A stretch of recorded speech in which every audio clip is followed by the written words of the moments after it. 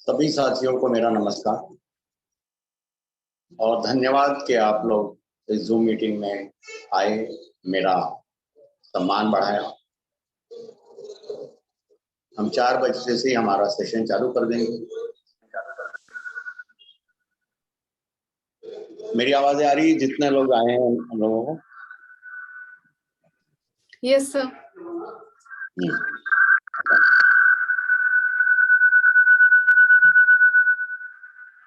आप म्यूट करिए अपने आप को, सब लोग म्यूट कर लीजिए।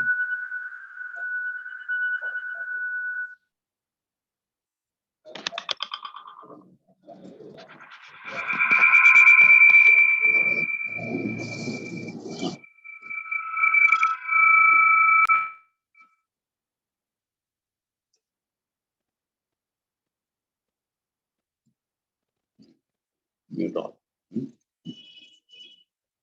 तो 4 बज चुके हैं। हम लोग हमारा सेशन जो है आज का चालू करेंगे। ये सेशन जो है, ये फेस रीडिंग क्या है, ये आप लोगों को बताने के लिए मैंने खास तौर पे ये मेहनत की है कि फेस रीडिंग एक बहुत ही नया हमारे लिए बहुत ही नया कंसेप्ट है। लेकिन फेस रीडिंग है जो ये पिछले कई हजार सालों से इसका इस्तेमाल हो रहा है। राजे महाराजे उसको इस्तेमाल करते थे और शासक लोग इस्तेमाल करते थे। एस्ट्रोलॉजी जो है ये हमारी बाद में आई है, उसके पहले से ही फेस रीडिंग एग्जिस्ट में था। आज मैं आप लोगों को एक कंपैरेटिव स्टडी फेस रीडिंग के बारे में बताना चाहूंगा कि फेस रीडिंग लोग ये समझते हैं कि फेस रीडिंग मतलब पर्सनालिटी का पहचानना या फिर उसकी स्ट्रेंथ एंड वीकनेसेस को पहचानना। लेकिन फेस रीडिंग जो है उसका एक दूसरा एक और पहलू है कि एस्ट्रोलॉजिकली जैसे हम कुंडली पढ़ते हैं उसी तरह हम फेस को पढ़ सकते हैं। हम लोगों के भूत को, वर्तमान को और हमारे भविष्य को, इसके बारे में हम अच्छा प्रेडिक्शन कर सकते हैं। और प्रेडिक्शन का जो परसेंटेज है वो अराउंड 95 to 98% करेक्ट आता है। फेस रीडिंग से आप अगर किसी की कुंडली नहीं है और कुंडली अगर आप मतलब मैच करना चाहते हैं, शादी कराना चाहते हैं, तो आप फेस रीडिंग करके उन दोनों का मैच आप करा सकते हैं और उनको बता सकते हैं कि आपका जो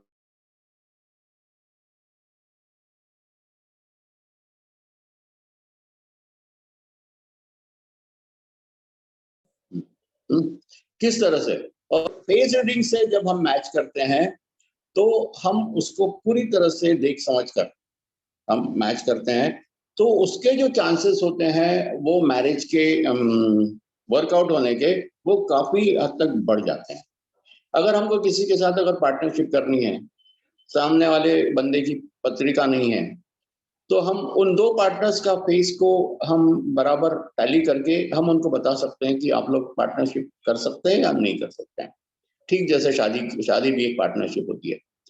तो अब अगर पत्रिका नहीं है या फिर पत्रिका लोग मैनिपुलेट करते हैं, छुपाते हैं, दिखाते नहीं हैं, लेकिन फेस एक ऐसी चीज है जहां पर वो छुपा नहीं सकता कोई।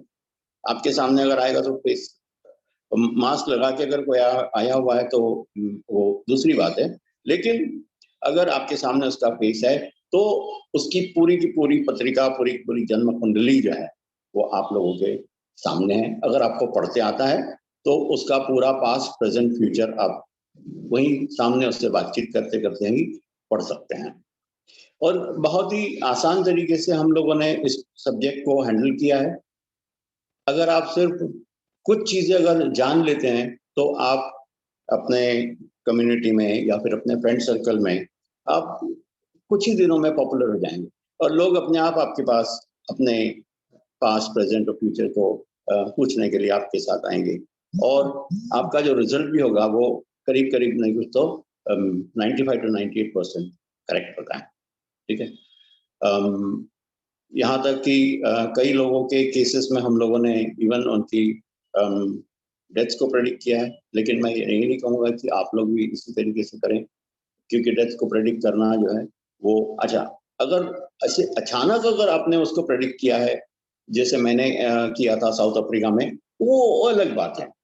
लेकिन आपको कंसल्टेशन के लिए अगर कोई आता है और आपको पूछता है कि अब बताओ मैं कब मरने वाला हूँ, तो ऐसे केस में आप कभी भी किसी को भी उसके डेथ के बारे में कभी नहीं बताएं। ठीक है, ये रूल नंबर 1 है। फेस रीडिंग का रूल नंबर 2 है कि कभी भी किसी भी फोटोग्राफ को, थर्ड पार्टी के फोटोग्राफ को आप रीड नहीं करेंगे। क्यों? क्योंकि कई बार ऐसा होता है कि लोग किसी और का फोटोग्राफ लाते हैं, उनके बारे में जानने की इच्छा व्यक्त करते हैं, और हम जब जानते हैं, पेज देख के, फोटोग्राफ देख के हम काफ़ी सारी चीज़ें बता सकते हैं, और कई बार ऐसा होता है उसमें नेगेटिव चीज़ें भी हो सकती है। वो नेगेटिव चीज़ों की वजह से अगर उस बंदा जो आपके पास थर्ड पार्टी का फोटो लेके आया है, वो बंदा अगर उसके साथ में उनका टर्म्स खराब हो जाते हैं, तो उसके सही मायने में देखा जाए तो आप उसके ज़िम्मेदार रहेंगे। तो इस तरीके की कोई भी ज़िम्मेदारी आप नहीं लेंगे। अगर फेस रीडिंग आपको आती है, तो आप फर्स्ट पार्टी से ये करेंगे, या फिर अगर किसी ने फ़ोटो भेजा है, तो उसको कहिए कि आप ज़ूम पर आ जाइए, ये फ़ोटो को मैं तो एनालाइज़ कर लूँगा या कर लूँगी, लेकिन आपको उसका एनालिसिस जो है वो ज़ूम पर दिया जाएगा, और आपको किसी भी तरीके से, किसी भी तरीके का टेक्स्ट हम नहीं देंगे। ठीक है? और सबसे बड़ी खूबसूरती फेस रीडिंग की ये है कि आप बस उस व्यक्ति के सामने बैठ जाइए और बातचीत करते-करते उसके बारे में सारी इन्फॉर्मेशन आप हासिल कर लीजिए, कल की भी, आज की भी और आने वाले कल की भी। तो ये बड़ा सिंपल सा ये है कांसेप्ट है, और बहुत अच्छी तरीके से इसको हम लोगों ने कंपाइल किया है, और डिलीवरी के लिए काफ़ी सालों से मैं इसको डिलीवर करते आया हूँ। कोविड की वजह से आज हमको ऑनलाइन ये काम करना पड़ रहा है, वरना ऑन साइट मैंने बहुत सारे वर्कशॉप, बहुत सारे सेमिनार्स फेस रीडिंग के ऊपर किए हुए हैं। ठीक है? तो पत्रिका में put that they can no, they can no, they can I don't want to share. People can talk.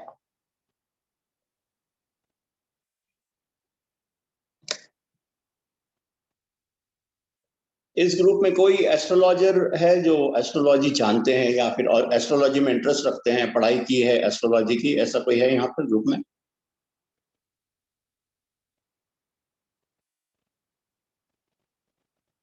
You can unmute if you want to speak. You can unmute. I have started the option that you can unmute yourself and speak.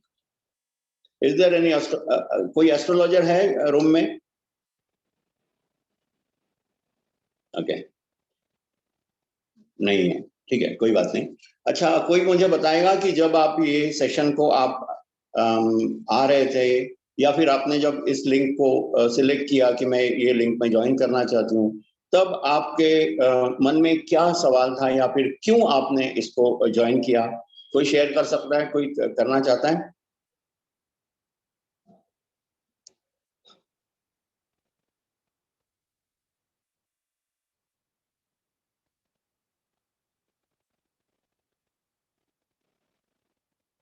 Okay.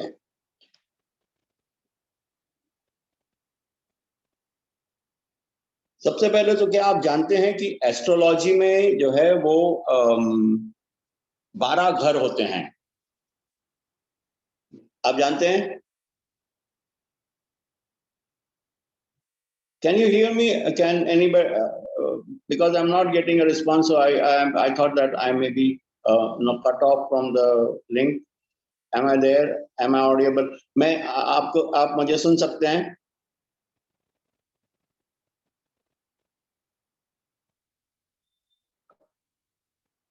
Okay. Okay. Fine, fine. No, they can't unmute them.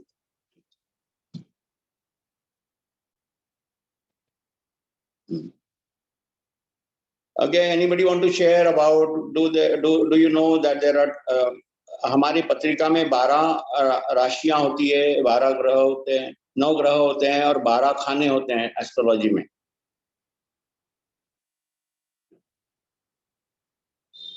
अच्छा, मैं आपको एक छोटा सा introduction देना चाह रहा हूँ यहाँ फेस रीडिंग के बारे में कि फेस रीडिंग क्या होता है। सबसे पहले तो फेस रीडिंग में हम ये देखते हैं कि 5 तरह के सिर्फ चेहरे होते हैं दुनिया में, और 5 चेहरे उनके शेप के हिसाब से हम उनको नाम देते हैं, जैसे कि तत्वों के नाम देते हैं उनको। जैसे मेटल तत्व है, अर्थ तत्व है, फायर तत्व है, उसके बाद हवा है, और या फिर वुड है। ठीक है, ऐसे 5 तत्व है, और सारे दुनिया के जो भी फेसेस है वो सारे 5 तत्वों के शेप के ऊपर है। इसके अलावा छठा कोई भी शेप नहीं है। ठीक है, तो सबसे पहले तो हम हमारे फेस रीडिंग में हमारा सबसे पहले मेन फाउंडेशन होता है इंसान का शेप, चेहरे का शेप, वो फाउंडेशन है। ठीक उसी तरह हमारा जो लग्न होता है, पत्रिका में जो फर्स्ट हाउस होता है, वो जो है वो हमारा पर्सनल हाउस होता है। उसी तरीके से फेस जो है वो हमारा पर्सनल होता है, और उसी तरीके से हम उसका प्रेडिक्शन करते हैं।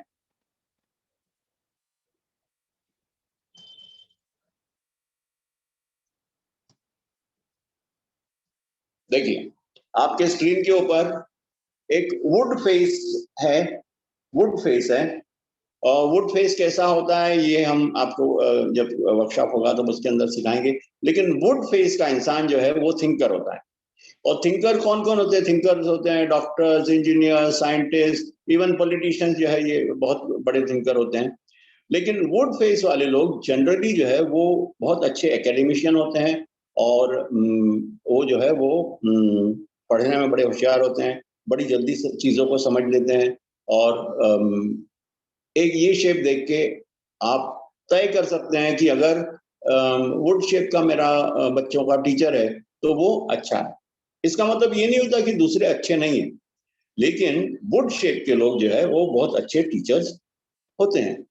लेकिन अगर आपको मालूम ही नहीं है तो आप किसी भी तरीके से किससे भी अपनी पढ़ाई करा सकते हैं, उसमें कोई बुरा नहीं होगा। लेकिन अगर आप स्पेशली अगर आपके ट्यूशंस के लिए या फिर आपके सीखने पढ़ने के लिए अगर आप किसी को ढूंढते हैं तो वुड शेप का फेस का आदमी या औरत आपके लिए सबसे सही रहेगी। और शेप जो है फेस में वो हमारे फर्स्ट हाउस की तरह होते हैं। वो हमारा पूरा का पूरा सेल्फ होता है, हमारी पर्सनालिटी होती है, जो शेप ऑफ द फेस होता है वो। अब देखिए आपके स्क्रीन के ऊपर एक वाटर फेस है जिसको एंटरप्रेन्योर कहते हैं। वाटर, ये जो शेप्स दिए हुए हैं वो शेप्स के हिसाब से वो जो एलिमेंट उसके साथ जो तत्व जुड़ा हुआ है, जैसे वुड फेस के साथ तत्व जुड़ा हुआ है लकड़ा। ठीक है, अब लकड़ा क्या करता है? लकड़ा कहाँ से आता है? लकड़ा पेड़ से आता है। पेड़ क्या करता है? पेड़ जो है वो ग्रो होता है। इसका मतलब जिस किसी की भी का भी फेस अगर वुड का है तो वो बंदा या बंदी जो है वो ग्रोथ में बिलीव करेगी and will keep on growing. Plant जो है वो कंटिन्यूस बढ़ते रहता है। उसके बाद प्लांट जो है वो क्या करता है? वो छाया देता है, फल देता है, और ता जिंदगी जो है वो दूसरों के लिए काम करता है। अगर मर भी जाए, कट भी जाए, टूट भी जाए, तो वो कहीं ना कहीं लकड़े के माध्यम से आपके फर्नीचर को बनाने में अपनी पूरी लगा देता है। मतलब अगर वुड फेस आदमी इवन अगर खत्म भी हो जाए, लेकिन आखिरी में खत्म होते होते भी वो ये चाहेगा कि मैं किसी न किसी के काम आऊं। वाटर फेस, ये लोग एंटरप्रेन्योर्स होते हैं। All water people faces are entrepreneurs. Maybe they are more successful or less successful. That is a different story. We'll have to see them on their faces. But generally, the water faces people are entrepreneur people. And water face means the basic foundation of the person's personality. Okay? Entrepreneur का मतलब होता है वो उद्योगपति लोग होते हैं। ठीक है, और काफी सारे उद्योग करते हैं, लेकिन उनका सक्सेस या फिर फेलियर जो है वो इनके बाकी की चीजें इनके फेस के ऊपर कैसे प्लेस्ड होती है वो उससे हम देखते हैं। लेकिन इन जनरल अगर देखेंगे वाटर फेस जो है वो उद्योगपतियों का फेस होता है। मेटल फेस ऑफिसर, इसको ऑफिसर कहते हैं मेटल फेस को। ये ओब्लॉन्ग होता है और मतलब ओवल शेप का इनका फेस होता है। इसको ऑफिसर इसलिए कहते हैं क्योंकि ये मेटल फेस वाले लोग जो है वो कमांड करते हैं अथॉरिटी को, दे कमांड द अथॉरिटी। मतलब मेटल फेस वाले लोग किसी भी ऑर्गेनाइजेशन में अगर है तो वहां उनसे उनका रुतबा रहता है और वो हमारे जूनियर स्टाफ सीनियर स्टाफ सब लोगों को कमांड कर सकते हैं। अगर आपको आपके ऑर्गेनाइजेशन में अच्छे मैनेजरियल स्किल वाला अगर कोई बंदा चाहिए तो आपने एक मेटल फेस वाले बंदे को आपके ऑर्गेनाइजेशन में रखना चाहिए। क्यों? क्योंकि वो ऑफिसर बनने का लायक होता है और वो अच्छे से कंट्रोल कर सकता है, कमांड कर सकता है लोगों को, और काम निकालने में ये लोग बहुत ही अच्छे होते हैं। ऑफिसर का मतलब होता है अथॉरिटी। ये जो लोग होते हैं ये बड़े अथॉरिटेटिव होते हैं और अपने कामों में बहुत एग्रेसिव होते हैं। अगर आपको सक्सेस दिलाएंगे तो आपके ऑर्गेनाइजेशन में इस फेस के बंदे होने चाहिए जो अग्रेसिव होंगे, और ऑफिसरियल क्वालिटी जो ऑफिसर्स का क्वालिटी होता है वो उन लोगों में होगा। मेटल फेस जब हम कहते हैं तो फेस रीडिंग में हम ये कहते हैं कि it is the basic personality of the person. Basic है, एकदम फंडामेंटल।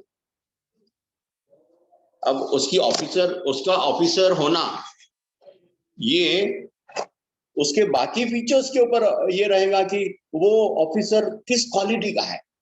हाँ, ऑफिसर फेस है उसका, लेकिन बाकी के फीचर्स अगर खराब है तो उसका ऑफिसर फेस उसको बहुत ज्यादा सक्सेस नहीं देगा।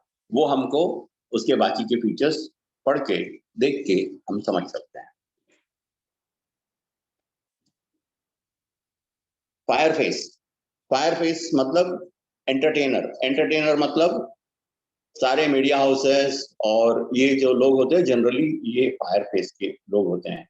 ये फायर फेस के लोग जो हैं ये बहुत ही अच्छे से अपने प्रोफेशन को मेंटेन करते हैं। बाकी दूसरे और भी नेगेटिव ड्रॉबैक्स हैं इनके कि ये लोग डिपेंड रहते हैं, क्योंकि फायर जो है वो ऐसे ही नहीं जलता। फायर को जलाने के लिए या फिर फायर को प्रोड्यूस करने के लिए लकड़े की, गैस की, ईंधन की जरूरत होती है। बिना बिना ईंधन के फायर फेस कुछ नहीं है। अगर ईंधन नहीं है तो फायर कुछ नहीं है। तो ये फायर फेस का एक ड्रॉबैक है, और वो ड्रॉबैक वो किस तरह से हैंडल करते हैं इनके चेहरे के ऊपर की दूसरी बारीकियों को देख के हम प्रेडिक्ट कर सकते हैं, और इनका फ्यूचर कैसे होगा या फिर इनका पास्ट कैसे रहा है इसके बारे में हम जान सकते हैं। फायर फेस का मतलब होता है कि foundation of that person is of fire element. उसका फाउंडेशन जो है वो फायर एलिमेंट का है। आखिरी में आपके स्क्रीन के ऊपर अर्थ फेस है। ये बड़े ही प्रैक्टिकल होते हैं। इनकी भी कुछ खामियां होती है, जैसे वो पत्थर की तरह होते हैं। पत्थर जो है वो पत्थर भी है। तो पत्थर अगर एक जगह पड़ा है तो सदियों तो वहीं पड़ा रह सकता है, लेकिन अगर उसको लुढ़का दिया जाए माउंटेन के ऊपर से तो वो कितने स्पीड से नीचे आता है। ठीक है, तो अगर फायर फेस वाले लोग काम करना शुरू कर दें तो ये बहुत बेहतरीन काम कर सकते हैं। बेसिक फंडामेंटल क्वालिटी उनका है कि बड़े ही प्रैक्टिकल होते हैं। इम्प्रैक्टिकल बातें वो कभी नहीं करते। ये लोग कभी किसी के झांसे में नहीं आते हैं। कोई इनको बेवकूफ नहीं बना सकता। क्यों? क्योंकि इनका देखने का नजरिया जो है वो प्रैक्टिकल होता है। अर्थ बोलना, अगर अर्थ बोला फेस रीडिंग में तो वो बेसिक पर्सनालिटी आदमी की हो गई। फिर हमने हमारे चेहरे को 3 भागों में भाग दिया है। एक भाग है हेयर लाइन से लेके तो भौहों तक, उसको कहते हैं नोबिलिटी। मतलब हमारा जैसे नहीं हम लोग कहते हैं अरे, जब हम कहते हैं ना अरे उसकी किस्मत, तो हम लोग इस तरीके से आता है अरे उसकी चमक गई। तो वहां ये वाले एरिया से जो है हम किस तरीके का रिस्पेक्ट रिसीव करेंगे ये देखा जाता है। हमारा करियर कैसे होगा ये देखा जाता है। हमारे पेरेंट्स कैसे हैं वो देखा जाता है। और हम लोग किस तरीके से हमारी लाइफ को जिएंगे ये देखा जाता है। क्यों? क्योंकि उसी से सटा हुआ जो है वो लाइफ पैलेस है। आपके चेहरे के ऊपर कोई सारे पैलेसेस अगर खराब हो गए, 5 पैलेसेस हैं, अगर 5 पैलेस में से सारे पैलेस 4 पैलेस खराब है, लेकिन एक में वो लाइफ पैलेस अगर आपका अच्छा है, तो आपके चारों पैलेसेस खराब होने के और आपके जो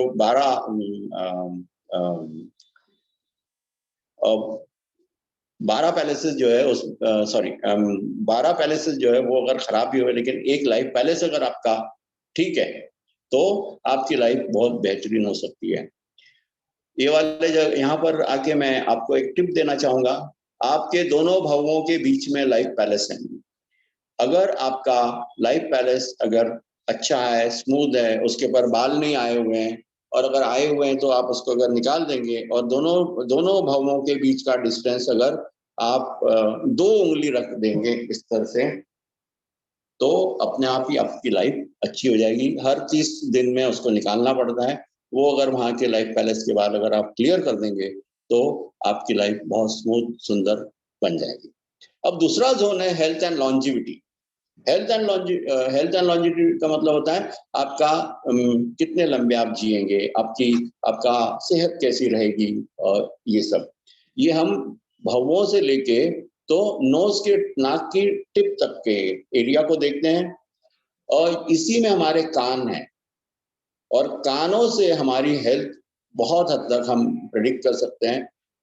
कई बार अगर लाइफ पैलेस पे अगर डार्क एनर्जी दिखती है, ये मैं थोड़ी देर में आपको समझाऊंगा एनर्जी क्या होती है। डार्क एनर्जी दिखती है और कानों के ऊपर अगर डार्क एनर्जी दिखती है, तो 100% वो जो पर्सन होता है जिसके कान पे और उसके लाइफ पैलेस पे अगर आपको डार्क एनर्जी दिखाई दे रही है, तो वो जीना नहीं पाएगा, जी नहीं पाएगा। ठीक है। एनर्जी का मतलब होता है कि जब आप कंटिन्यूस ऐसा ये जो हमारा फेस रीडिंग का कोर्स है, इसको आप टोटल एनालाइज करते रहेंगे फेसेस को अलग अलग। आप ये देखेंगे एनालिसिस के दौरान कि अलग अलग कलर्स की एनर्जीज आपको दिखाई देगी, लेकिन वो ऐसा स्टेयर करने से नहीं दिखाई देगी। वो अचानक कभी तो भी एक ग्लांस पड़ता है और वो एनर्जी दिखाई देती है। ठीक है।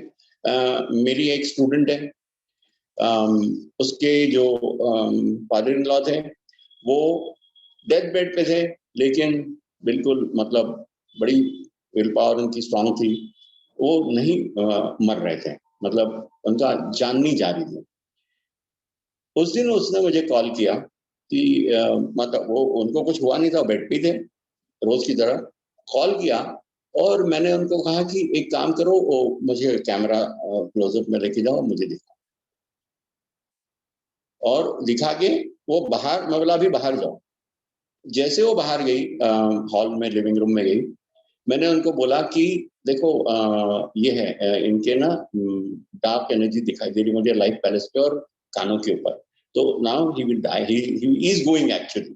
और काफी डार्क थी, मतलब एकदम कोयले की तरह तो नहीं कहूंगा, लेकिन बादल कैसे होते हैं बरसात के, उस तरह की डार्क एनर्जी थी। और वो लाइफ पैलेस पे थी और उनके कानों पे थी। मैं कहा he is dying, he is going, he is going. और उसने फोन रखा और अंदर एक कदम डाला, और उन्होंने देखा कि उनके फादर इन लॉ जो है वो मर चुके हैं। ठीक है। बाद में हमने तीसरा वाला जोन हमारा है नोज टिप से लेके चिन तक। ये एरिया आपको बताता है कि आप कितने वेल्दी है, आपके पास कितना पैसा है, आपके पास काला पैसा या सफेद पैसा है। तो इससे भी आप छुपा नहीं सकते हैं। देखने वाला जो फेस रीडर अगर जानता है, इनकम टैक्स ऑफिसर ने अगर फेस रीडिंग सीख लिया, तो रास्ते में लोगों को दबोचेगा कि कहाँ काला पैसा तुम लेके जा रहे हो अगर। ठीक है, तुम्हारे पास बहुत सारा काला पैसा है। मैं मजाक कर रहा हूँ। तो ये जो है, ये 3 जोन्स में हमने बांट दिया है। और बेसिक फंडामेंटल जो हमारा जो फेस रीडिंग का जो है वो है एलिमेंट क्या है फेस का। उसके बाद ये 3 जोन्स कैसे हैं फेस के ऊपर। नोबिलिटी मतलब इसको मान सम्मान क्या मिलता है सोसाइटी में। दूसरा, इसकी हेल्थ और इसकी आयु कैसी रहेगी। तीसरा, इसने अपने जिंदगी में कितने पैसे कमाए हैं या फिर कमा रहा है। ये वाले जोन में से हमको समझ में आएगा।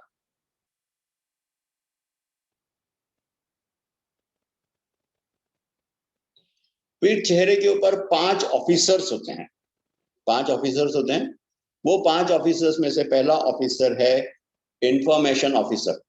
इंफॉर्मेशन ऑफिसर मतलब हम हर एक तरह की इंफॉर्मेशन इसी से लेते हैं। कोई भी बात है वो भी एक इंफॉर्मेशन है हमारे लिए, और वो ऑफिसर इसको लेने के बाद इस्तेमाल कैसे करता है उसको देखने के लिए दूसरे अलग-अलग फीचर्स होते हैं, लेकिन ये इस ऑफिसर का नाम है, मतलब कान जो है वो इंफॉर्मेशन ऑफिसर है। कैसे आप सुनते हैं, क्या सुनते हैं, और उस तरीके से आपका माइंड कैसे काम करता है, आप उस इंफॉर्मेशन को कैसे यूज करते हैं, प्रोडक्टिव करते हैं या डिस्ट्रक्टिव करते हैं, वो अलग फीचर्स को देख के हम पता करते हैं। लेकिन आपकी जस्ट इंफॉर्मेशन के लिए कान जो है आपके वो इंफॉर्मेशन ऑफिसर है।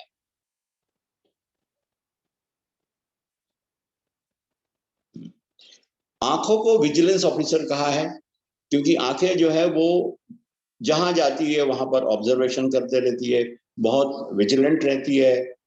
इसके लिए भी विजिलेंट रहती है क्योंकि बॉडी का जो है वो सिस्टम है कि मुझे किसी भी तरीके का धोखा ना हो। लेकिन इन द वो प्रोसेस में क्या करती है आंखें, वो कई सारी चीजों का मुआयना करती है, और उस मुआयने को अपने में रजिस्टर करके रखती है, और फ्यूचर में उस मुआयने की मटेरियल को वो यूज करती है अपने फायदे के लिए। ठीक है, तो आईज जो है, आंखें जो है वो विजिलेंस ऑफिसर है। चीफ जज, नोज जो है वो चीफ जज है। चीफ जज का मतलब होता है, ये जो है हम नाक से जज करते लोगों को, है ना। हमारे इंडिया में भी कहते हैं कि अरे बहुत नाक वाला आदमी है ना, बहुत नाक वाला है। या फिर इंग्लिश में कहते हैं ही इज एन अपटर्न्ड नोज, मतलब नाक उसकी ऊंची है, ऊपर है। तो यहाँ से हम जज करते हैं लोगों को, और अपने आप को भी हम जज करते हैं। पैलेसेस में अगर देखा जाए तो ये एक वेल पैलेस है, लेकिन नोज जो है वो उस सीट से हम जज करते हैं लोगों को या अपने आप को भी।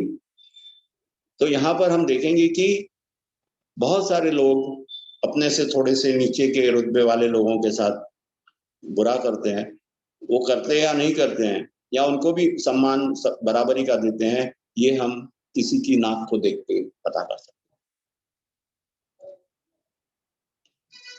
हैं। मुंह को बोला जाता है कम्युनिकेशन ऑफिसर। मुंह से हम कम्युनिकेट करते हैं। कम्युनिकेशन ऑफिसर की भी क्वालिटीज होती है, सारे ऑफिसर्स की एक अपनी अपनी क्वालिटी होती है, और उसके ऊपर डिपेंड रहता है कि वो जो है वो ऑफिसर वो इंसान को किस तरीके के फल दे रहा है। अगर वो ऑफिसर खराब है, जैसे इंफॉर्मेशन ऑफिसर अगर खराब है, जैसे पीके में दिखाए गए कान है, उस तरीके के अगर कान है, तो वो जो बच्चा है वो काफी डिफिकल्ट होता है माँ बाप को रेज करने के लिए। अगर कानों के ऊपर कोई कट है, तो कहाँ पर कट है, वो एज में आपके माँ बाप के बहुत झगड़े या फिर सेपरेशन की हद तक हुआ होगा। ठीक है। अगर आंखों में और आंखों के ऊपर अगर आपको कोई मोल है, स्कार है, तो एक्चुअली वो आंखों के ऊपर की जो है विजिलेंट ऑफिसर के ऊपर की जो एरिया है, वो आपकी प्रॉपर्टी पैलेस है। वहां पर अगर कोई प्रॉब्लम है तो आपके प्रॉपर्टी को धोखा हो सकता है।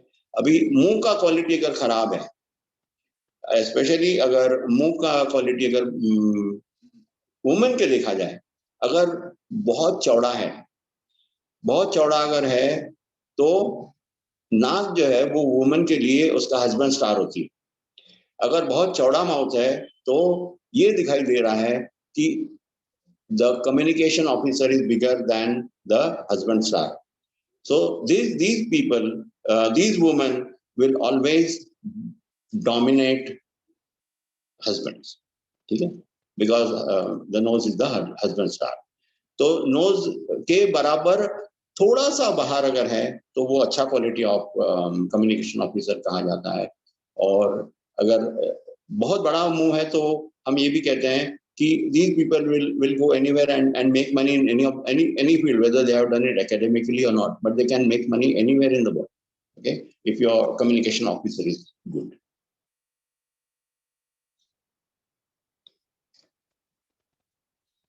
आईब्रोज को इंश्योरेंस ऑफिसर कहते हैं। आईब्रोज इंश्योरेंस ऑफिसर इसलिए कहते हैं कि हम अपना हैप्पीनेस कहाँ देखते हैं? हम अपना हैप्पीनेस देखते हैं आंखों के अंदर।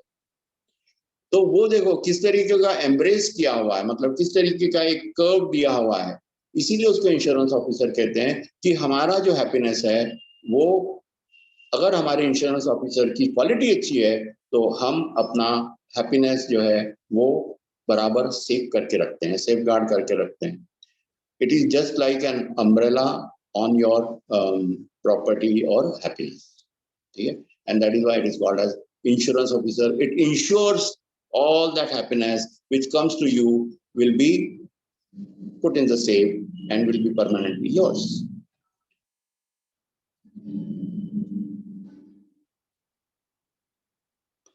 अब हम 12 पैलेसेस की बात करेंगे। तो पहला पैलेस है लाइफ पैलेस, जो दोनों भावों के बीच में है। ये पैलेस को अगर आपको ठीक रखते आया, आपने उसको क्लीन रखा, और अब उसके ऊपर मास्क तो नहीं लगा सकेंगे, लेकिन जिन लोगों का लाइफ पैलेस अच्छा मार्शल होता है और चमकदार होता है और उसके ऊपर कोई मार्क नहीं होता है, डेंट नहीं होता है, कोई क्रॉस नहीं होता है, कोई लाइन नहीं गई होती है, तो ये लोग जो है वो बहुत अच्छी बेहतरीन लाइफ जीते हैं। अगर लाइफ पैलेस के ऊपर अगर एक स्ट्रेट लाइन अगर आती है तो इंसान के मरने के चांसेस बढ़ जाते हैं। अगर क्रॉस आते हैं तो उसके एक्सीडेंट के चांसेस आते हैं, ठीक है। अगर आड़ी लाइनें आती है तो बैंकरप्सी आने का चांसेस होता है।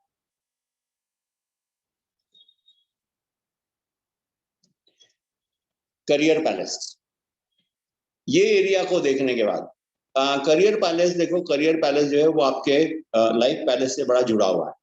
तो जनरली हम करियर पैलेस को और लाइफ पैलेस को दोनों को एक साथ इंक्लूड करके पढ़ते हैं। अगर करियर अच्छा है तो अपने आप लाइफ अच्छी होगी, अगर करियर अच्छा नहीं है तो लाइफ कहीं ना कहीं होगी। तो इन दोनों को एक दूसरे के शैडो में देखा जाता है। तो हर एक पैलेस जो हमारे चेहरे के ऊपर है उसके ऊपर किसी भी तरीके की लाइंस नहीं होनी चाहिए।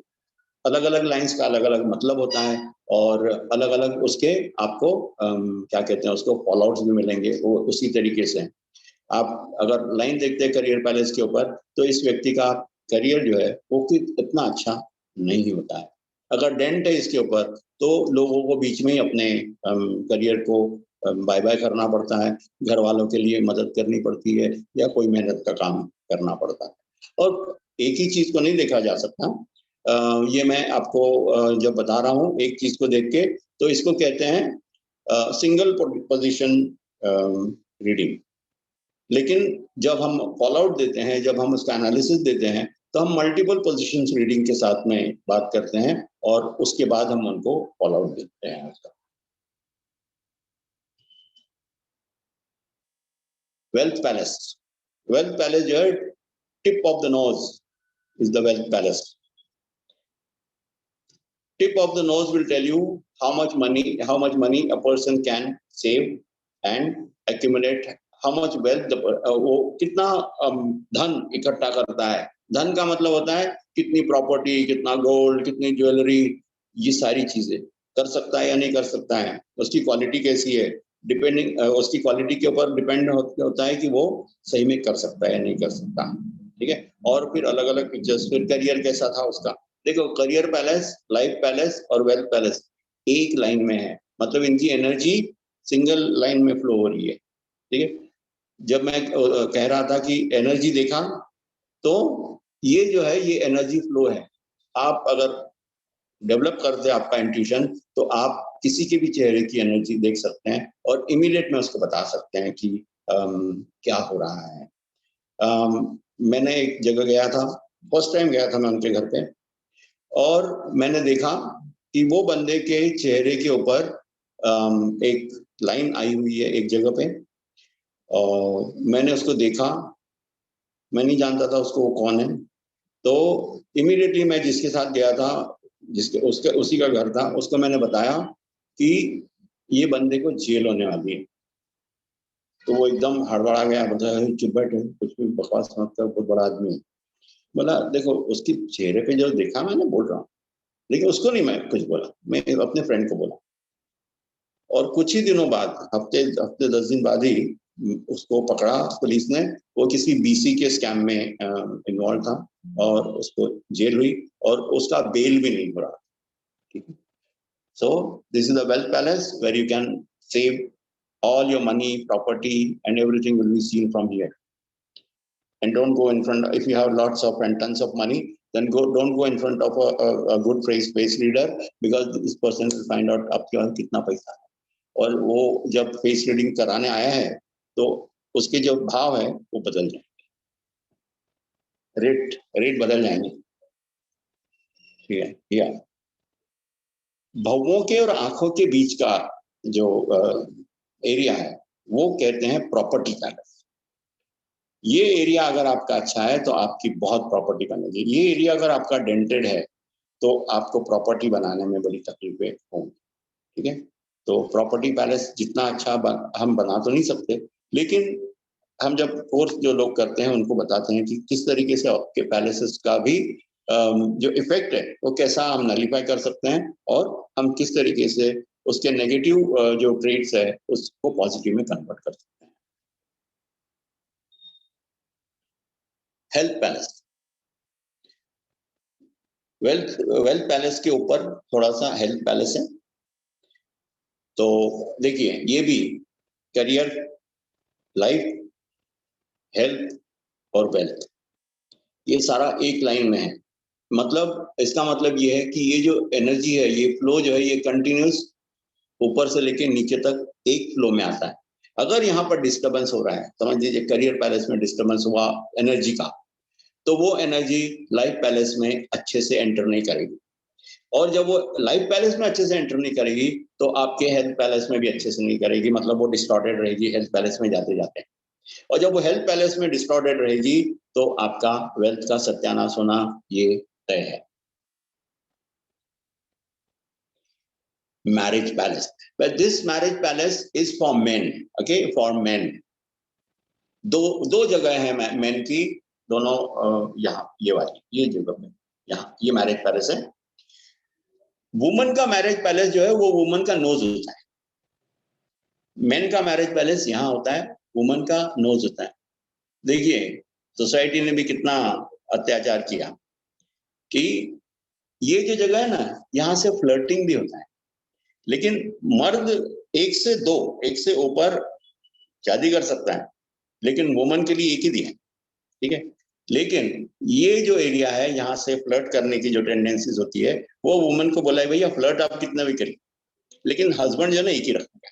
ठीक है, ये मेल डोमिनेंट सोसाइटी ने इस तरीके के रूल बना है और फेस रीडिंग में भी वो झलकता है। चिल्ड्रन पैलेस नीचे में, चिल्ड्रन पैलेस लेफ्ट जो होता है वो होता है मर्दों में बेटा, और राइट जो होता है वो होती है बेटी। लेकिन औरतों में ये ठीक उल्टा होता है, लेफ्ट औरतों में बेटी होती है और राइट जो है वो बेटा होता है। ये जो पैलेस है चिल्ड्रन पैलेस, हमने ये भी देखा है कि अगर चिल्ड्रन पैलेस के ऊपर अगर व्हाइट पैचेस अगर दिखाई देते हैं और बच्चे जो है अब्रॉड में हैं, तो इमीडिएटली उन लोगों को आगाह करना चाहिए कि कहीं एक्सीडेंट्स ना हो जाए। ठीक है, अच्छा समझ लो किसी को मेल है ये, उसको बेटी नहीं है बेटा है, तो बेटी के पैलेस पे अगर कुछ भी होता है तो उसको कोई फर्क नहीं पड़ता, लेकिन बेटे के पैलेस पे अगर लाइन्स आ जाए, डंट्स आ जाए, व्हाइट स्पॉट्स अगर दिखाई दे तो बेटे के लाइफ को एंडेंजर हो सकता है। आप रोज सुबह अगर आपके चिल्ड्रन बच्चे अगर विदेशों में हैं, आपसे दूर है, तो आपने अपना चिल्ड्रन पैलेस चेक करना चाहिए, उसके ऊपर कोई आंच नहीं आनी चाहिए, क्योंकि हमको हमारे बच्चों के ऊपर कोई आंच आनी अच्छी नहीं लगेगी।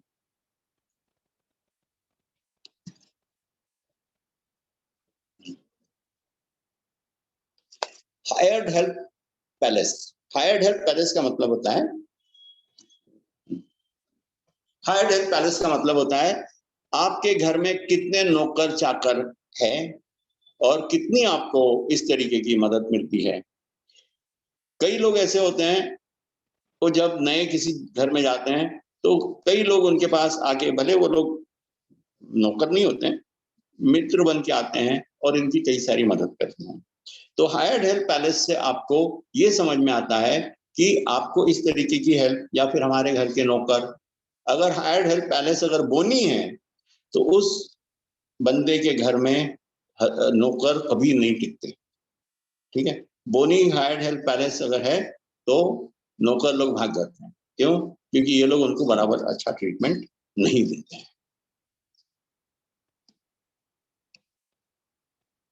पेरेंट पैलेस, पेरेंट पैलेस देखिए आपके नोबिलिटी के एरिया में है। अगर नोबिलिटी अगर अच्छी नहीं है, या फिर पेरेंट्स पैलेस अगर अच्छा नहीं है, तो आपके नोबिलिटी की वजह से पेरेंट्स को भी नुकसान हो सकता है, उनको प्रॉब्लम हो सकती है। अच्छा, अगर आपके पेरेंट्स के पैलेस के अंदर अगर कुछ है तो आपके नोबिलिटी में आपको तकलीफ होगी। नोबिलिटी का मतलब होता है आप किस तरीके से रिस्पेक्ट डिमांड करते हैं, कमांड करते हैं। अगर पेरेंट पैलेस अगर खराब है आपके फोरहेड के ऊपर, तो समझ जाना कि आपको कभी भी नोबिलिटी नहीं मिल सकती।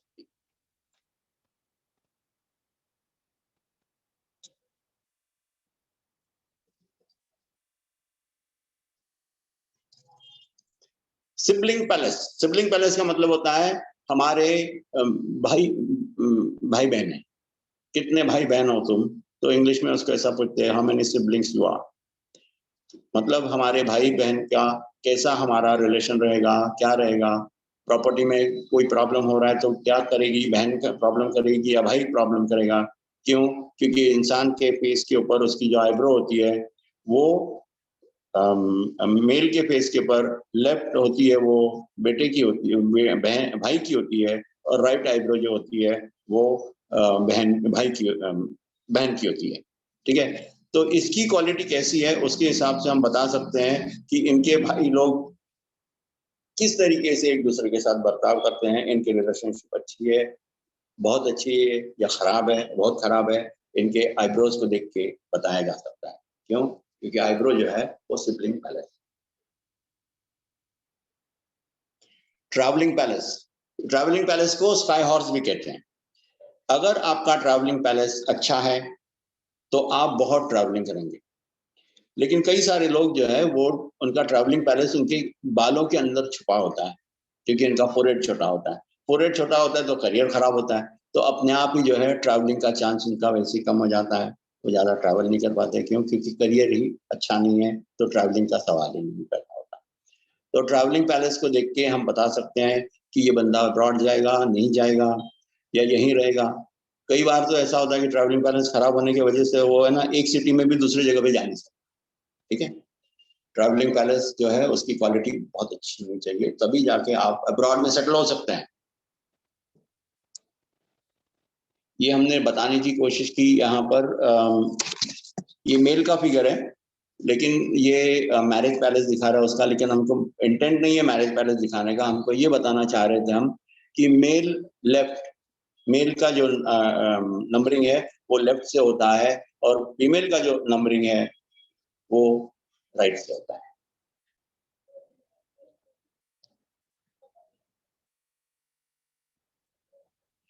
1 to 7, 7 to 14. Age. This is age, your age. So if you have anything on these ages, then there was a problem. If you are looking at these ages now, you are not from 1 to 14 years of age. So you can see your years and will see whatever the events might have happened then will be shown there on your years. And when you are in 1 to 14 or at 14 or 13, it is called as you are in your year luck. Then 14 से जाके वो आता है 15 पे, 15, 16, 17, 18, 19, 20, वो आता है। देखिए 28 पे जो है वो लाइफ पैलेस है।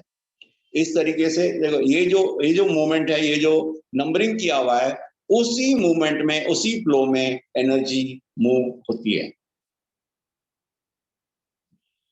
फीमेल को जो है हम राइट से नंबरिंग करते हैं, तो राइट में 1 नंबर जाएगा, 1 to 7 उसका आप कानों के ऊपर राइट में जाएगा, एंड 7 to 14 उसका फीमेल का लेफ्ट में जाएगा।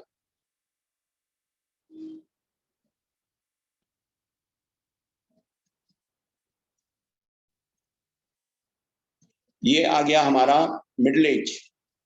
और हेल्थ एंड लॉन्जिविटी जोन, हमारा जो हमने इसके पहले की स्लाइड में देखा था, वो हेल्थ एंड लॉन्जिविटी जोन यहाँ पे है। उसके एजेस जो है वो 31 से लेके तो 49-50 तक उसके एजेस वहां पर होते हैं। और ये मिडिल एज भी होता है हमारा। और ये जो है ये हेल्थ एंड लॉन्जिविटी हमारा बताता है।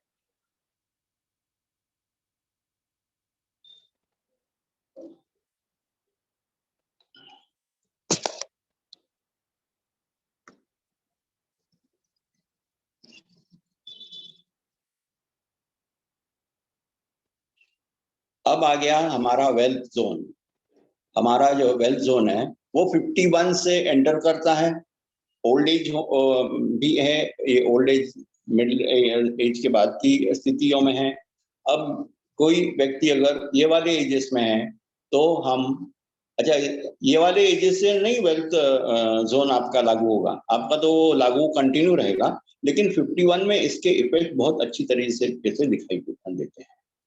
तो 51 से लेके 71 तक हम वेल्थ जोन में है या फिर हमारे ओल्ड एज में है। ऊपर के दोनों जोन्स में अगर हमारी कितनी भी तकलीफें होती है तो वो बर्दाश्त है, लेकिन ओल्ड एज में अगर कोई तकलीफ आती है तो वो हम बर्दाश्त नहीं कर सकते। इसीलिए कहते हैं कि if your beginning is bad, आपकी शुरुआत अगर खराब है तो ठीक है, लेकिन आपका अंत खराब नहीं होना चाहिए।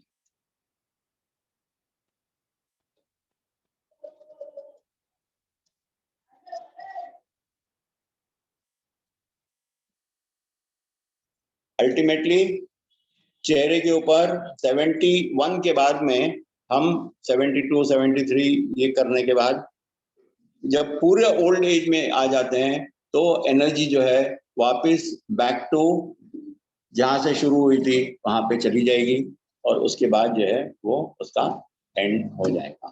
ठीक है, मैं आपको फेस रीडिंग और इसका जो है क्या कहते हैं एस्ट्रोलॉजी, इसका एक कंपैरेटिव स्टडी बताना चाहता हूं।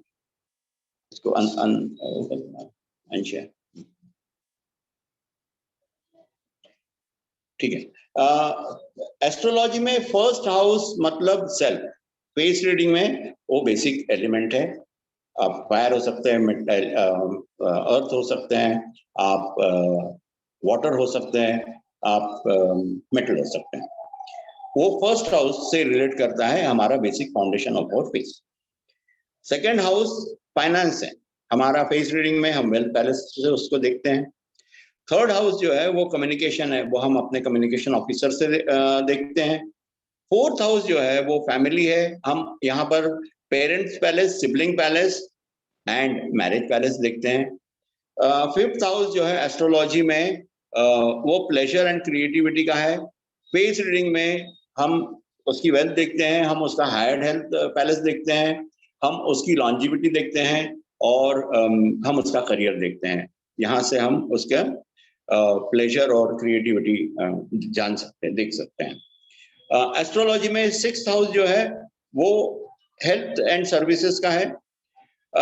हमारा फेस रीडिंग में हम हेल्थ एंड लॉन्जिविटी जोन को देखेंगे, इस पैलेस ये इक्विवेलेंट है एस्ट्रोलॉजी से।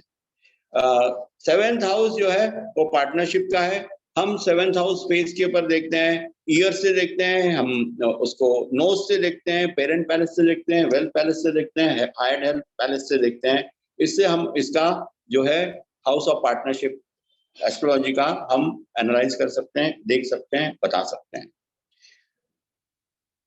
उसके बाद एट्थ हाउस जो है वो सेक्स एंड ट्रांसफॉर्मेशन का होता है एस्ट्रोलॉजी में। फेस रीडिंग में हम लोग इसको मिडिल जोन, वेल्थ और प्रॉपर्टी पैलेस को देखते हैं। नाइन्थ हाउस जो है वो बड़ी आइडियाज होती है, हम लोग फेस रीडिंग में हम इसको career palace information officer, then vigilant officer and communication officer को क्वालिटी देखते हुए हम 9th हाउस को एस्ट्रोलॉजी के देख सकते हैं। 10th हाउस जो है वो पब्लिक इमेज का होता है। हम लोग सबसे पहले तो हमारा जो फर्स्ट जोन है उसको देखेंगे और उसके बाद वेल्थ पैलेस को देखेंगे, उसके बाद हम ओल्ड एज को देखेंगे। जरूरी नहीं है कि ओल्ड एज में होना चाहिए वो बंदा, लेकिन उसका ओल्ड एज का जो पैलेस है या फिर जो वेल्थ पैलेस है अगर प्रोमिनेंट है, अच्छा है, वेल डेवलप्ड है, तो हमारा जो है वो 10th हाउस उसी से रिलेट होगा। 11वां हाउस होता है community and friends. Face reading में हम sibling palace, old age zone, career और वेल्थ पैलेस को देखते हैं। वहां से हम एस्ट्रोलॉजी का 11वां घर हम देखेंगे। 12वां घर होता है सबकॉन्शियस का, तो फेस रीडिंग में इसका हमारा एंसेस्ट्रल पैलेस को देखेंगे कि एंसेस्ट्रल पैलेस कितना स्ट्रांग है, उससे हम अपना सबकॉन्शियस और स्पिरिचुअल वर्ड हम उस एंसेस्ट्रल पैलेस से हम देख सकते हैं। Anybody has any query? Anybody wants to ask some question, so that you can ask me and I will try to satisfy your queries. आपकी जो भी सवाल है उसको हम सेटिस्फाई करने की कोशिश करें।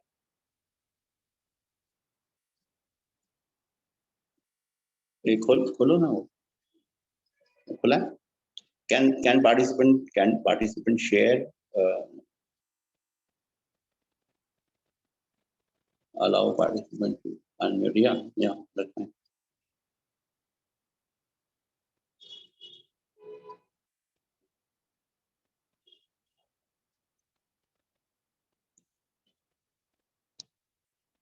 Okay, anybody? सर मुझे कुछ जानना था। हाँ। सर लाइक जनरली हम लोग किसी से मिलते हैं कहीं पे भी, तो वहां पे ना जैसे पंडितों के पास जाते हैं, वो चेहरा देख के बता देते हैं कई बार, और हम ये सोचते हैं अरे वाह क्या बात है, बहुत पहुंचा हुआ इंसान है, सिद्धि है ये। लेकिन आज जैसे ये कोर्स, ये जो डेमो देखा है, इससे समझ में आया है कि लाइक फेस रीडिंग एक साइंस है, मतलब ये ऐसा नहीं है कि सिद्धि वाली चीज है। तो लाइक इसका साइंस क्या है? मतलब इसका साइंस है एम्पिरिकल साइंस, मतलब जो साइंस बेस्ड ऑन एक्सपेरिमेंटेशन और ऑब्जर्वेशन है। तो इसका ऑब्जर्वेशन किया पुराने लोगों ने कि ऐसा होने से ये होता है, ये होता है, और उसको फिर लिख के रखा कि ये इसका मायने होता है। उन्होंने बहुत सारे लोगों को ऑब्जर्व किया और तब जाके ये साइंस को डेवलप किया। ये एब्सोल्यूट साइंस नहीं है, ये एम्पिरिकल साइंस है, जो हम ऑब्जर्व करते हैं चीजों को, और कई सारे लोगों के ऊपर जब ऑब्जर्व करते हैं तो फिर हम उसका डॉक्यूमेंट बनाते हैं कि इसका मतलब ये होता है। ये वो साइंस है। ओके सर, अब लाइक जैसे मैं खुद के फेस लाइक अगर समझने लग गई कि हाँ मेरे फेस में ये प्रॉब्लम है या ये ऐसा है, तो इसका सोल्यूशन क्या इसी कोर्स में आएगा कि हम कैसे हो सकते हैं? ये इसी में हम बताएंगे कि किस तरीके से चीजों को ओवरकम करना है। ओके, ठीक है सर, थैंक यू। ठीक है, ओके। सो मुझे पूछना था। हाँ पूछिए, हाँ, जैसे फेस रीडिंग में किसी का फेस मेटल फेस रीडिंग आती है अगर, और सेम एस्ट्रोलॉजी में अगर उसी कुंडली में एक ही स्थान पे राहु और शनि बैठे हुए हैं, तो हम उसका फेस रीडिंग कैसे ऑब्जर्व करेंगे? हमको जो है ना, दो साइंसेस को एक साथ जोड़ना नहीं है। अच्छा, आपका फेस रीडिंग एक चीज है, एस्ट्रोलॉजी दूसरी चीज है। भले दोनों में मेल खाता रहेगा सब कुछ, आप जो बताएंगे, आपने अगर किसी को बताया उसका फेस देख के, तो बोलेगा हाँ मेरा एस्ट्रोलॉजर भी ऐसी बता रहा था। मगर उन दोनों को एक दूसरे के साथ जोड़ के ना देखा जाए। ठीक है, ओके, यू वेलकम। सर मेरा एक क्वेश्चन था। सर जैसे फेस रीडिंग के ये हम लोगों ने मेरिट्स देख लिए कि हाँ हम लोग के लिए कितना इम्पोर्टेंट है सीखने के लिए, और वैसे भी जो भी चीजें आती है कि लाइक सीखने में बहुत इंटरेस्ट रहता है, पर कल के बाद सर मेरा रेगुलर एक ही थॉट मेरे दिमाग में आ रहा है कि ठीक है, अगर हम लोगों ने दूसरों के फेसेस पढ़े, हम लोगों ने बताया फेस रीडिंग की अच्छा है, पर अगर अपनी फैमिली में से या अपने रिलेटिव्स या जो भी हमारे क्लोज हैं, और अगर हमने उनका कुछ देखा और कुछ ऐसे अनवांटेड चीजें हम लोगों ने देख ली, लाइक अनप्लीजेंट थिंग्स जो नहीं देखनी चाहिए, like sir suppose sir death या किसी की हेल्थ प्रॉब्लम, कुछ ऐसे इश्यूज, तो सर उस वक्त मतलब जो कोई भी अपनी मतलब अपने क्लोज वन का मतलब कुछ बुरा नहीं देखना चाहेगा, मतलब पहले से ही जो चीजें हमें नहीं पता है वो हमारे लिए बहुत अच्छी बात है कि वो टाइम पे आ रही है, अपने आप आएगी, भगवान भरोसे बैठे हैं। लेकिन अगर सर पहले ही पता चल जाता है कि ऐसा कुछ होने वाला है, तो उस सिचुएशन को फिर कैसे हैंडल किया जा सकता है सर? कि सर सपोज मैं अपने फैमिली में किसी का भी बुरा नहीं मतलब देख नहीं सकती, जो चीजें आनी है वो आ जाएगी, लेकिन वही चीजें सर मतलब वो एक चीज मुझे परेशान कर रही है कल से। बिल्कुल बिल्कुल, ये परेशानी तो होगी होगी। जितना आप फेस रीडिंग जानेंगे उतना ज्यादा गहराइयों में आप चीजों को जानेंगी, और इससे परेशानी तो होगी। उसके ऊपर आपको जो है वो ओवरकम करते आना चाहिए, और अगर आप नहीं कर सकते हैं तो इसको नहीं करना चाहिए। ओके सर, तो सर इससे जैसे अगर हम लोगों ने कुछ ऐसी चीजें देखी तो उसके रेमेडीज अगर हम लोग दूसरों को भी बताते हैं, तो वो मतलब सर एक टाइम अगर रहते हुए हमें पता चल जाता है, तो लाइक सपोज सर अगर मुझे पता है कि 2 दिन के बाद किसी का सपोज एक्सीडेंट होने वाला है, कोई बाहर से निकलेगा, तो हम लोग रोक सकते हैं कि वो बाहर ना निकले और उसका एक्सीडेंट ना हो, कुछ वैसे कुछ पॉसिबिलिटीज है सर?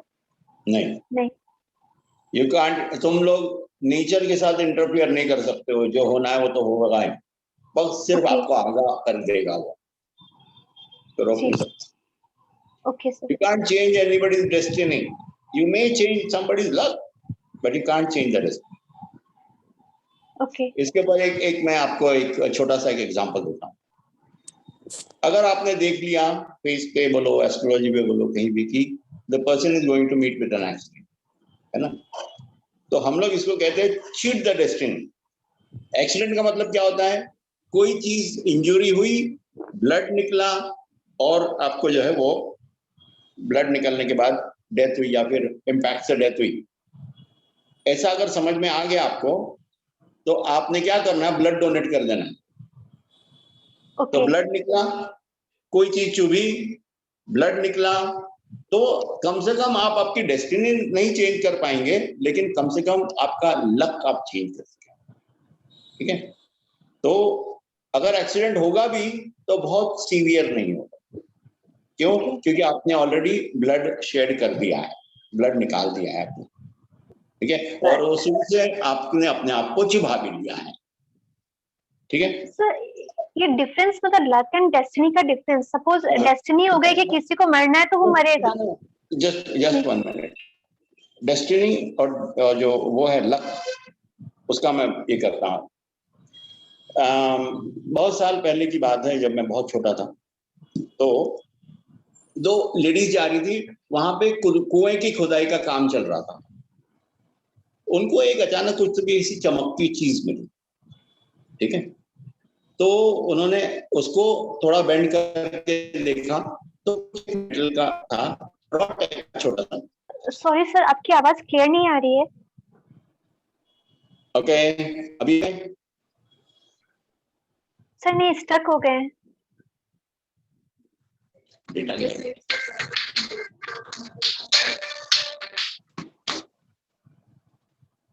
सभी लोगों को प्रॉब्लम आ रही है? नहीं, क्या बात? Okay, so Babita, can you hear me? Yes sir, अभी सुनाई दे रहे हो। अब देखो, 2 लड़कियां जा रही थी, औरतें जा रही थी, जो भी है, उनको एक रॉड मिला, वो पूरा मिट्टी से भरा हुआ था। उन्होंने क्या किया, वो रॉड को तोड़ के देखा तो अंदर से पीला पीला दिखा, तो पूछती भी एक दूसरे को, अरे सोना है क्या? और उसने क्या किया, एक रॉड जो था वो अपने हाथ में आया था, वो फेंक दिया, और दूसरा वाला रॉड अपने साथ लेके घर चली गई। उसके बाद उसने अपने हस्बैंड को दिया। हस्बैंड को देने के बाद हस्बैंड ने उसको अगले दिन सुनार के पास लेके गया। तो सुनार बोलता है तो गोल्ड है, लेकिन वो जमाने के जो स्टैंडर्ड थे वो 24 कैरेट वाला नहीं हुआ करता, मगर उस जमाने के वो गोल्ड को भी बहुत कीमत थी। अरे बोले तो सोना है, ये कहाँ से मिला आपको? जाओ जाओ बोले दूसरा वाला ढूंढ के लाओ। ठीक है, तो जैसे वो लोग गए ढूंढने के लिए, उनको वो दूसरा वाला रॉड नहीं मिला। तो आई बात समझ में? उनके वो डेस्टिनी में नहीं था, लेकिन लक में था। Okay. Are you getting it? So that is what difference between a destiny and the luck. ठीक है? ओके सर, सो मतलब सर डेस्टिनी में सर फिक्स्ड है, जो भी है वो होना है, वही ना सर? जो भी है वो होना है, लेकिन हमको कभी मालूम नहीं पड़ेगा क्या होना है, हमको सिर्फ प्रेजेंट मालूम होगा। Okay sir. इसीलिए डेथ जब प्रेजेंट में आती है, तब प्रेजेंट में आती है ना, फ्यूचर में नहीं आती। डेथ प्रेजेंट में आएगी आपके, तो आप कितना भी पता कर लो, वो तभी होगा जब वो प्रेजेंट में आएगी। ठीक है, तो इसीलिए डेस्टिनी के चक्कर में नहीं पड़ना आदमी ने। अगर किसी को लाइफ में डिफरेंस करने का है, तो उसके प्रेजेंट में क्या हो रहा है, ठीक है, या फिर उसका वो जो फ्यूचर है जो प्रेजेंट में आएगा कभी कभी, उसके बारे में उसको बताना है। Okay sir. और डेथ के बारे में नहीं बताना है, जबकि पता कर सकते हैं हम लोग, अच्छी तरह से पता कर सकते हैं। मेरा साउथ अफ्रीका की क्लिनिक में एक मेरा पेशेंट आया, एक अपने बंदे को लेके, और मुझसे पूछता है कि गेस करो इसका क्या क्या एज है। तो मैंने उसके तरफ देखा, बोला होगा 40-45 एज। तो बोलता है 59 dog, 59 and going good, no pressure, no diabetes, nothing, healthy, fit, goes to gym and all. Gym में जाता बोले बंद। तो जैसे उसने 45 बोला, मेरा दिमाग एकदम जल गया कि जो चीजें 45 में होनी चाहिए फेस के ऊपर, वो है या नहीं है, सॉरी 59 में होनी चाहिए, वो है या नहीं है। तो मैंने उसको ऑब्जर्व किया, वो चीज नहीं थी, बिल्कुल नहीं थी, एकदम मतलब पेट भी नहीं थी ऐसी। तो मैं उसको कुछ नहीं बोला। बोला क्यों बोले भाई, अभी फर्स्ट टाइम आया, मैं उसको बोलना था 60 तेरा टच नहीं करेगा करके। उसका 60th बर्थडे आ रहा था, बोले 60th बर्थडे 2 वीक्स लेटर या 1 वीक लेटर, जो भी। मैं कुछ नहीं बोला। फिर उसको छोड़ दिया होगा घर पे, और अपना दोस्त की बड़प्पन दिखाने, वो क्या बोलते हैं, वो शान दिखाने के लिए उसने मुझे फिर से फोन किया। बोले what do you think of my friend, next week और 15 days later what his birthday, 60th birthday. अब मेरे मुंह से निकल गया, क्यों? क्योंकि वो तो अकेला है अभी, वो बंदा नहीं है साथ में। मैं बोला he is not going to make his 60th birthday. What a nonsense you're talking. क्या बोले, बेवकूफी जैसी बातें कर रहे हो। कोई रोग नहीं बोले उसको, कोई मेडिसिन नहीं खाता, कोई बीपी नहीं है, कोई नहीं है। मतलब वो नहीं मालूम मेरे को, मेरा एनालिसिस ऐसा है, ये होने वाला है। तो ठीक है, वो भी भूल गया, मैं भी भूल गया। लेकिन उसके 60th बर्थडे के 2 या 3 दिन पहले फिर मुझे वो पेशेंट का फोन आया कि आप एकदम सही थे। बोला क्या हो गया? मैं तब तक तो भूल भी गया था क्या सही थे बोला। बोले वो मेरा दोस्त वो मर गया। बोले कैसे? बोले मोटरसाइकिलिस्ट था, वो लोग रैली निकाल रहे थे, तो ब्रिज के ऊपर से वो नीचे गिरा and died on the spot. And how did you say that, कैसा क्या बोला? बोला वो कुछ नहीं, वो देखेंगे बाद में, बात करूंगा। वो बाद में वो भी भूल गया, मैं भी भूल गया, हमने तो बात की। आई बात समझ में? तो मगर हर बार ऐसा ये नहीं करने का। एक और मैं आपको एक टिप देता हूं यहाँ पे, 42 एज एग्जैक्ट 42 एज आपका जो होता है, उस एज में आपके दोनों में से किसी एक भावों में से एक बाल अगर जेट आउट होता है बाकी सब बालों से बड़ा, तो 43 एज में वो आदमी मर जाए। ये बात एकदम लिखित में, ठीक है? Okay, thank you very much. So let us sum up this session for today. And I'm not going to scrape down the group, and I will keep posting anything and everything about the face reading. Thank you very much. Have a nice weekend. Oh no, this Monday to Friday. Thank you. Okay. Thank you. Thank you. Bye. Thank you. Bye.